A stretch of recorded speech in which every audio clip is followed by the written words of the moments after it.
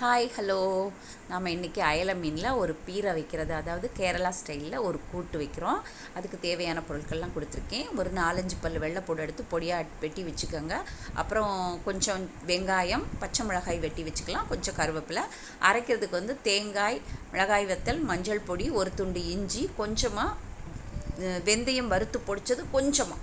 அப்புறம் என்ன மீனில் நீங்கள் இது வைக்கணும்னு நினைக்கிறீங்களோ அந்த மீனை கழுகிட்டு அதில் கொஞ்சம் மஞ்சள் பொடி, உப்பு, ஒரு துண்டு புளி போட்டு வேக வச்சு எடுத்துட்டு அதை முள் இல்லாமல் உதிர்த்தி எடுத்து வச்சுக்கோங்க. அதுக்கு கூடல நம்ம வச்சுருக்கிற வெங்காயம், பச்சை மிளகாய் கலவையும் தேங்காய் அரைச்ச கலவையும் சேர்த்து எல்லாம் போட்டு நல்லா உப்பு கரெக்டான அளவு உப்பு போட்டு நல்லா கிளறி கை வச்சு நல்லா பிசைஞ்சு வச்சுட்டு அடுப்பில் வச்சு சிம்மில் வச்சு மூடி போட்டு அப்படியே அப்பப்போ திறந்து கிளறி நீங்கள் விட்டுக்கிட்டிங்கன்னா மீன் பீரை ரெடி ஆயிரும். இது ரொம்ப நல்லாயிருக்கும். டேஸ்ட்டே ரொம்ப டிஃப்ரெண்ட்டாக இருக்கும். ஏன்னா நம்ம தேங்காய் கூட இஞ்சி சேர்க்குறனால இந்த டேஸ்ட் ரொம்ப டிஃப்ரெண்ட்டாக இருக்கும். ரொம்ப மணமாக இருக்குங்க.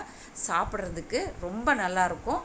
இந்த மாதிரி நீங்கள் எந்த மீனில் வேணாலும் நீங்கள் செய்யலாம். சூப்பராக இருக்கும். இந்த மாதிரி செய்து பார்த்துக்கோங்க.